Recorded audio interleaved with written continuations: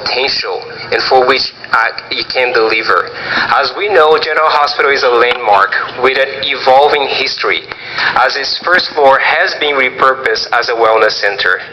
At the Wellness Center, Alma offers prevention, early intervention, and psychiatric support services. However, a true continuum of care must include housing and related services and resources. By reusing General Hospital's upper floors for housing and other services, the county will effectively build an incubator of care, complementing the Wellness Center and the proposed restorative village. Thank you very much. Thank you. Next speaker, please. Yes, so in the back here, this is the volleyball. And again, you can't see my face because I am anonymous. So, in the motion, we appreciate your appointment of Receiver Jose Huizar. Yes, it's a very good thing to put him as the receiver and lead of the project, Mr. Jose Huizar, and the co-chair, Rochelle Huizar, who will be able to develop this property far faster than you. We don't worry about the asbestos content in the building. It's okay. So if you breathe a little asbestos, it actually helps clear your sinuses. Yes, see the LA County Fire Department. They love asbestos, and there's all kinds of it in the building. But again, it helps clear your sinuses when the county's involved. Yes. So it'll be another boondoggle. Yes, another boondoggle. So, of course, you won't get in trouble. Just ask Jose Huizar how well this project works. Thank you. Next speaker, please. Thank you. As a homeless person, the Prospective Wellness Center will not build bridges. We already have them at the new bridge housing in El Pueblo, and it sucks because they house all criminal wetbacks, gangbangers, and junkies. Now, Hilda Solis says this will provide collective and integrated services in a healthy village. It sounds more like you're lumping all the criminals with the non-criminal homeless individuals. It's going to be chaos and disaster. And furthermore, this current location looks more like Alcatraz or the county morgue. It will not contribute to health, welfare, safety, because it's ugly, it's nasty, it's outdated, and it's a little antique. I don't like it personally, and I do not believe it's fit for an honorable, wonderfully warrior United States military veterans. They should not be housed in a dark, gloomy place such as this icon. It was back then, it had its purpose.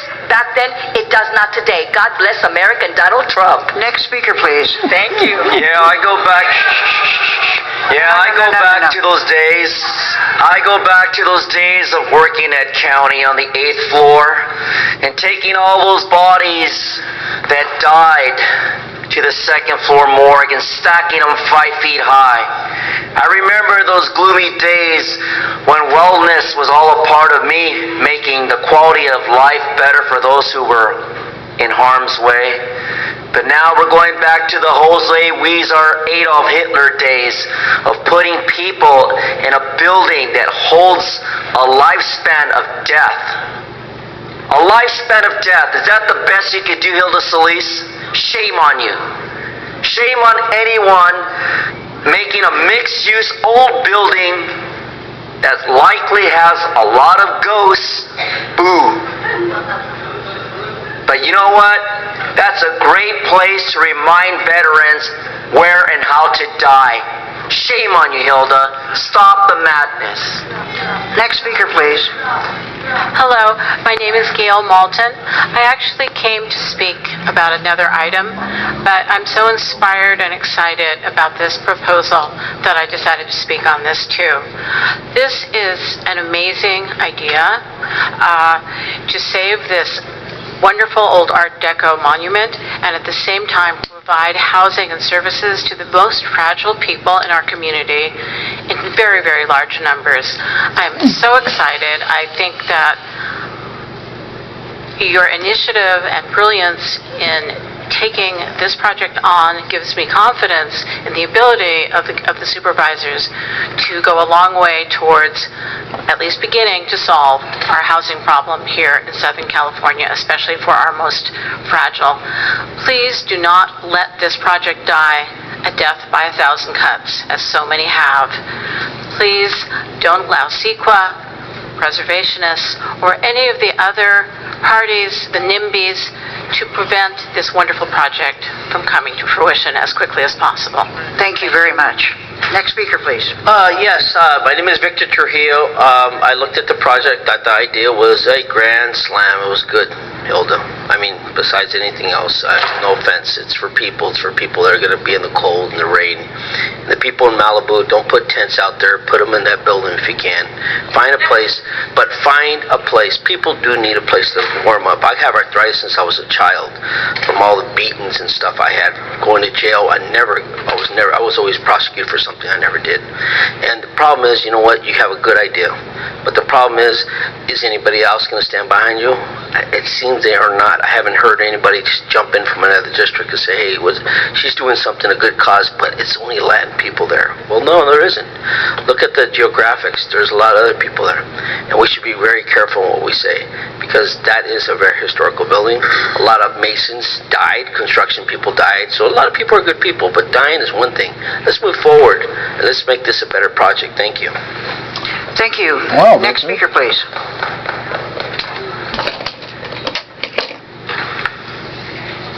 Good afternoon, Board of Supervisors, Dr. Geneviève Clavel. I think it's a good idea to repurpose that building, because I think it's a fantastic building myself.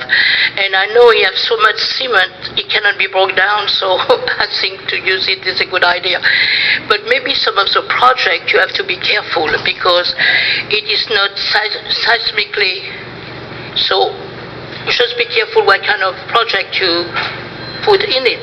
We don't, demand, but it's a great idea. And personally, for housing, that would be great. I mean, I would love to give it, to live in that building. I could be the general manager. Thank you very much. That's all the people who signed up to speak on this item. It's moved by Supervisor Solis.